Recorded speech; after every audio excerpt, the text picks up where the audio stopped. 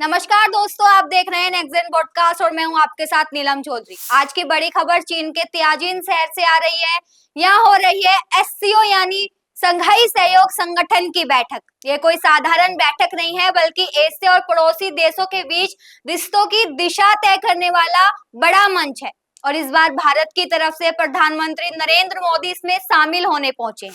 अब जरा बात करते हैं इस बैठक की अहमियत की। तो दोस्तों, आखिर एससीओ की बैठक इतनी खास क्यों मानी जा रही है? दरअसल इस संगठन में सिर्फ 2-4 देश नहीं बल्कि भारत, चीन, रूस, पाकिस्तान, ईरान, कजाकिस्तान और उज्बेकिस्तान जैसे बड़े देश शामिल हैं। और जब इतने बड़े बड़े देश एक ही मंच पर बैठकर कोई फैसला करते हैं तो उसका असर सिर्फ एशिया तक सीमित नहीं रहता बल्कि पूरी दुनिया पर पड़ता है।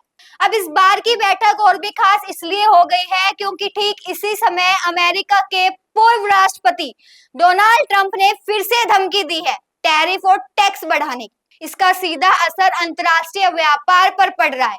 दुविधाएं बढ़ गई है, हालात तनावपूर्ण हो गए हैं और ऐसे माहौल में एससीओ का एक साथ आना, उनका एकजुट होना वाकई बहुत मायने रखता है। और अब सबसे अहम पल, प्रधानमंत्री मोदी और रूस के राष्ट्रपति व्लादिमीर पुतिन की आमने सामने मुलाकात।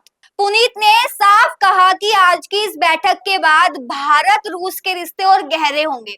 उन्होंने भारत को भरोसेमंद साथी बताया। सोचिए, दशकों से रूस और भारत का रिश्ता हथियारों से लेकर ऊर्जा और शिक्षा तक मजबूत रहा है और पुनीत का ये बयान यही साबित करता है कि रूस आज भी भारत को अपना सबसे स्थिर और भरोसेमंद दोस्त मानता है। अब जरा सुनिए प्रधानमंत्री मोदी ने क्या कहा।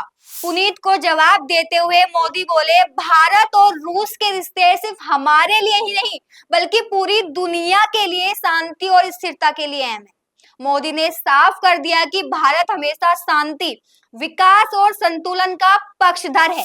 यानी भारत का संदेश साफ है कि उसकी विदेश नीति सिर्फ अपने फायदे के लिए नहीं बल्कि दुनिया को स्थिरता देने के लिए है। बैठक की एक बड़ी खासियत ये भी रही, भारत और चीन का आमना सामना हाल के सालों में लद्दाख से लेकर अरुणाचल तक रिश्तों में तनाव रहा है। कई बार टकराव की स्थिति बनी, लेकिन इस बैठक ने साफ कर दिया कि चाहे मतभेद कितने ही गहरे क्यों ना हो, बातचीत और कूटनीति का रास्ता हमेशा खुला रहता है।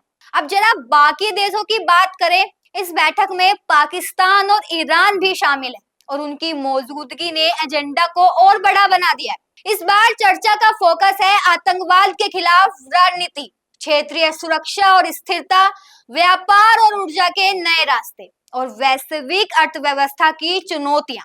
यानी साफ है कि ये बैठक सिर्फ भाषण तक सीमित नहीं बल्कि आने वाले वक्त की सुरक्षा और आर्थिक रणनीति का रोड मैप भी तय कर रही है। अब यहाँ कुछ अहम सवाल खड़े होते हैं। क्या ये बैठक एशिया की आर्थिक परेशानियों का हल निकाल पाएगी? क्या भारत और रूस की नजदीकी अमेरिका और पश्चिमी देशों को एक नया संदेश है? और क्या इस मंच से भारत और चीन के रिश्तों को कोई नई शुरुआत हो सकती है? दोस्तों, इतना तो तय है कि तियाजिन में हो रही ये बैठक केवल औपचारिक मुलाकात नहीं है बल्कि भविष्य की नई भू राजनीति यानी जियो पॉलिटिक्स की दिशा तय करती। भारत के लिए यह मौका है अपनी मजबूत पहचान दुनिया के सामने रखने का और रूस, चीन जैसे बड़े देशों के साथ संतुलन बनाए रखने का। फिलहाल पूरी दुनिया की निगाहें इसी पर टिकी है कि इस बैठक से क्या बड़ा फैसला निकल कर आता है। आज की इस रिपोर्ट में बस इतना ही। जल्द मिलते हैं नई अपडेट के साथ। मैं नीलम चौधरी और आप देख रहे थे नेक्स्ट जेन ब्रॉडकास्ट पर ये खास खबर। धन्यवाद।